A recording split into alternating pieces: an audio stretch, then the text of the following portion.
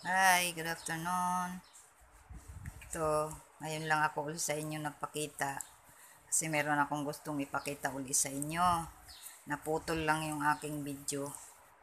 Natapos ko bago na namatay. Ito, yung kumbrekama na walang garter. Diba pag nagtayo tayo ng kumbrekama, huli na yung pagtupi. Tupi ng laylayan. Diba pag sa kanto, tinatahian natin ng ganyan, Balenciana. Balenciana ang gawa natin para makinis yung ilalim. Itong tahi ko ay, ang kapal niya ay 6. Queen 6 ang kapal ng foam niya. Itong tabas na to, itong tahi na to ay hindi pwede sa yung may bakal. Ito ay pwede lang sa foam. Yung foam lang yung yung bead na pwede mo itupi yung kanto. Itutupi mo pagkabit kasi ito ay walang garter. Ngayon, ito kasi tatahian na natin ng ganyan, Balenciana. Ngayon, tatandaan natin kung ano ang kapal ng bead niya. Ito ay 6. 6 ang kapal niya. Pagdating dito sa 6, bali, itutupi natin siya ng pagganyan. Ganyan, no? Parang bubong ng bahay. Tupi natin siya ng ganyan na parang bubong ng bahay. Ito yung laylayan. Ito na yun dito yung bandang sa hihigaan. Ito yung kanto. Ngayon, tutupi natin siya ng pantay na parang bahay. Yan, oh. Parang bubong ng bahay. Yung kanto, yung laylayan, itutupi mo ng ganon. Tapos, pag natupi mo na siya, tatahiin mo. Tatahiin mo siya dito, ganon. Tatahiin mo na siya dyan. Yung tinupian natin, itatahi natin na siya, tatahian. Para maging ganyan na siya.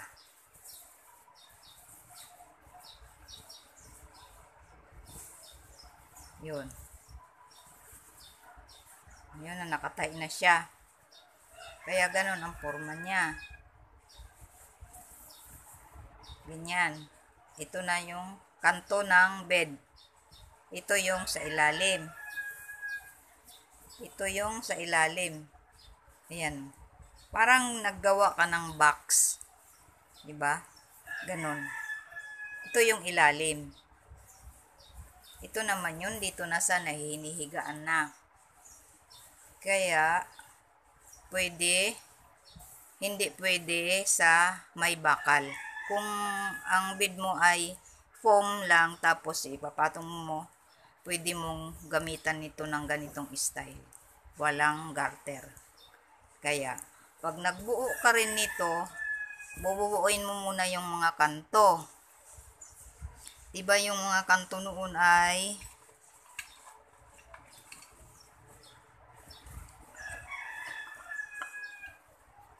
teka muna saglit ha.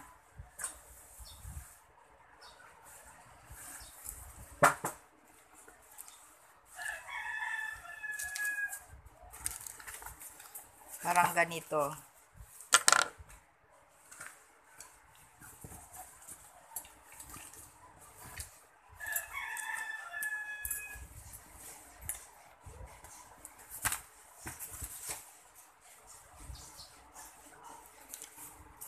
I-explain ko na lang. 'Di ba yung natin bead sheets.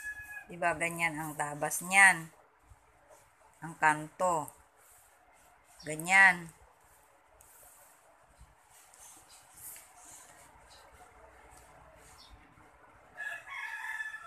'Di ba yung cut natin? 'Di ba yung cut natin ganyan? Ito. Ito yung kanto. Ito yung Ito yung 60. Ay, naku, ang aking pintil-pin kasi kinuha na naman dito ng aking mga apo. Yan siya. Ito yung 60. Tapos ito naman yung kapal niya. Siyempre magagawa ka ng allowance. Bali, gawin mo ito ng mga 10, gawin ganon. 10. 10 lang yan. 10. Kasi 6 ang ano niya. 6 ang kapal. Itatahiin na natin. Halimbawa, tatahiin na natin yung pagduduktungin na natin itong kanto na maging mabuo siya. Diba? Ganon ang tabas natin eh. Yan siya. Ngayon, pag nabuo mo na yan, yung apat na kanto na yan, tutupian mo na siya. Pag nabuo mo yung apat na kanto, bago mo lagyan ng korte, buo na siya ng diretso pa lang. Yung diretso pa lang siya. Diretso pa lang yung yung kanto na yan. Pag salikupin mo yan, pagduduktungin mo na yan, yung kanto na yan. Tapos didikitin mo na yan, tuwid na siya, magiging tuwid na siyang ganon. Magkaduktong na yan, dalawang yan. Ngayon, yan, magkaduktong, halimbawa duktong na, yan na, nagkaduktong na siya. Duktong na siya. Buo ha, buo na siya. Ngayon, yung kapal ng bed ay 6.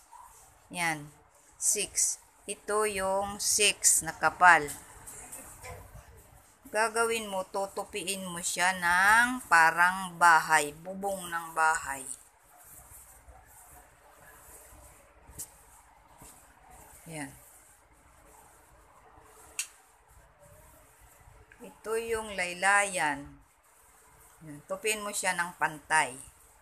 Parang bubong ng bahay. Klaro. Para 6. Yan. Halimbawa, 6 or 4 or 3 lang, pwede mong gawing ganito. Huwag lang yung nakakabit sa bakal. Ito ngayon ay walang garter. Intindi? Ngayon, pagdaano mo na, pinakduktong mo na, ditinahi mo na yon yung ginawa nating bahay. Yung ganon. Tatahian mo na siya. Ayan na siya. Oh. May tahi na siya. May tahi na siya.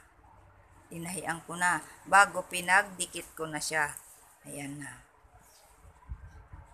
Tinahi ko na siya dito. Para maging ganyan ang kalabasan. Ayan. Ito yung laylayan. Ayan yung kanto. Yun. Kanto ng foam. Ayan siya. Klaro.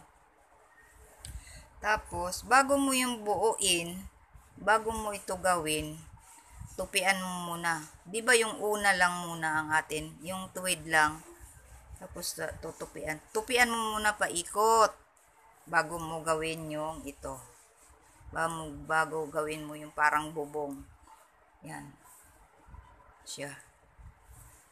Ngayon, itatahi mo siya ng padikit doon sa para maging makinis siya. Pag kinabit mo na sa bed, ito yung ilalim mo. Yan. Diba? Klaro? Naputol kasi yung yung kanina nag-umpisa ako, naputol. Kaya yan. Kaya papakita ko sa inyo. Yun ay, yung sa queen size 80 inches lahat. Kasama na yung sa ilalim ng kama. Ngayon ang kakabit mo na to, yun ang kagandahan. Marami rin ang nagpapagawa sa akin na ganito lang. Kasi ayaw nila ng may garter. Kasi pag lumuwag, magpapalit sila ng garter. Kaya karamihan, kahit ang sa sarili kong bed, ganyan ang ginagawa ko. Yan. Sa kapit na pit talaga siya, hindi siya kumikilos sa bed. Kailangan lang tamang-tama ang sukat. Yan siya. Tapos doon sa 6 yards, ang nagawan ko ng isang kumot, 4 na punda. 6 yards. Kasi yung ito, 2.5. Yung sa sa bed. Tapos yung punda naman, sa bawat 1 yard, 2 punda ang nagagawa. Kasi nga, malaking size yun ha, na punda. Tapos may kumot. Madami akong natahi, kaya lang wala talagang panahon, paspasan na. Di na ako nakakapag-video. Kahit na gusto ko pang ituro sa inyo, wala talaga kasi walang nagbe-video. Solo ko lang, mga estudyante ang aking mga alaga at yung anak ko ay nagtatrabaho. Kaya sinishare ko lang sa inyo. Doon sa mga nagtatanong sa akin, pasensyahan nyo na hindi ko minsan nasasagot.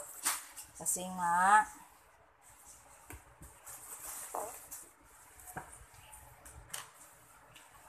busy. Nagbisi-bisihan tayo.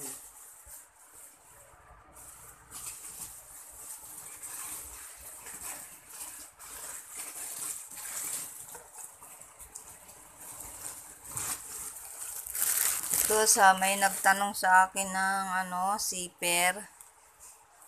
Iduduktong ko na lang din dito.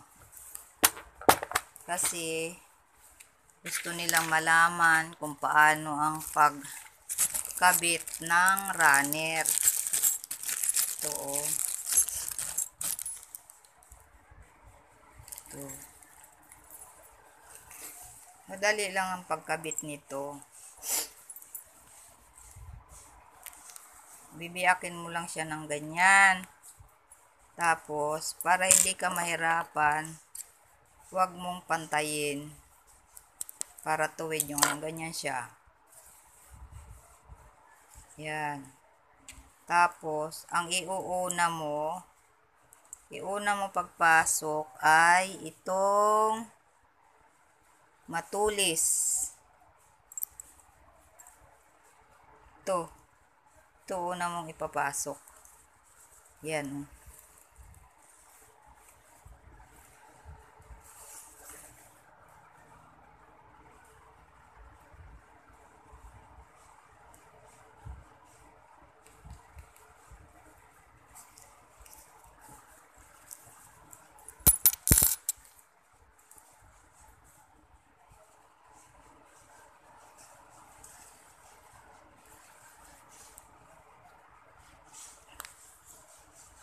Ayan.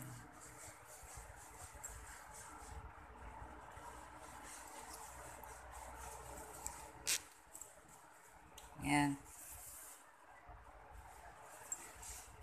Kailangan hindi pantay para mapantay din dito sa baba.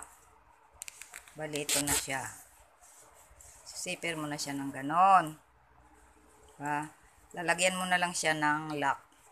Dito, lalagyan mo siya ng lock. Madali lang. Ayan.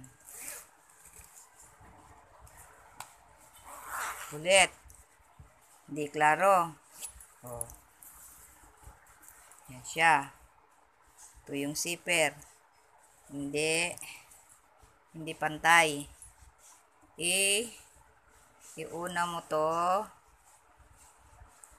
Matulis. Unahin mo pagpasok yung mahaba. Oh. Tapos sunod yung maiksi. Pag napasok na siya, hawakan mo na siya dito. Na. Madali lang. Para hindi matanggal dito, lalagyan mo siya ilalak mo siya. Kahit na wala kang panglock, pwede na tahiin lang. Tahiin mo lang. Yan na siya.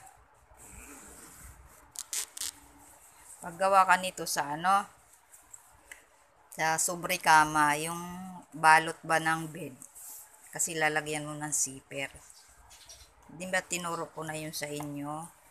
paggawa ng zipper, dapat ganun. Kaya susubaybayan nyo yung mga una ko pang mga ulit-ulitin nyo para kayo matuto. Madali lang, wala namang problema. Kaya dapat matutunan ninyo yun. Kasi madali lang ang manahi, masarap manahi. Ako pag hindi nakakatahi, para akong nilalagnat. Balisa ako. Kaya ngayon, hindi tayo makalabas ng bahay. Ingat-ingat kayo. Mas maigi na yung mag-stay lang sa bahay. Manahi. Kahit na mga lang. Babalak nga ako manahi ng mga face mask. Marami akong ritaso. Yun, magagawa mo ng face mask. Magagawa yan, mga ritaso. Mag-try kayong manahi. Masarap manahi. Masarap kumita. Kaya, ayan ang sinasabi ko sa inyo. Kung gaano kasarap. Kaya, click lang ang button, subscribe, at like nyo naman para tayo naman ay magkasundo. Pare-pareho tayo matuto. Click the button, subscribe, and like. Pwede kayong magtanong sa akin. Nasasagot ko yung iba. Kaya lang minsan, pag may marami na, hindi ko na nasasagot. Ito, kagaya ng nagtanong sa akin paano pagkabit ng runner ng zipper, yun na yun. Yun na, tinuro ko na. Huwag pantay. Ang uunahin mo pagkabit, yung matulis. Hindi yung matulis. Kasi kung paatras ka, paano yun? Ito ang unahin mo na matulis. Ito. Pagpasok. Para pagpasok, pag sarado mo, ganun siya. Diba? Yan. Subscribe. Click the button. At alam mo na. Sige. Bye-bye muna. Sa ulit na lang uli. Kaya magtatahi pa ako. Basta sinasabi ko sa inyo, ang 6 yards, may kumot na, may 4 na punda. Yan. Diba? Kaya, alam nyo na. Kaya lang ngayon, panahon, hindi tayo pwede lumabas, hindi ako makapag-divisorya. Marami pa akong tahiin, pero maraming naghahanap ng ibang, kasi iba-iba ang taste ng tao. Yan, kagaya yan. Yan. Tahiin ko yan. Ayan pa. Ayun pa sa baba. O, mga nakabalot-balot pa. Yan. Subscribe. Click the button. Bye-bye muna sa ulit-ulit. Pasensya na kayo at ngayon lang ako ulit nagpakita sa inyo. Bye-bye. God bless. Ingat-ingat kayo sa corona.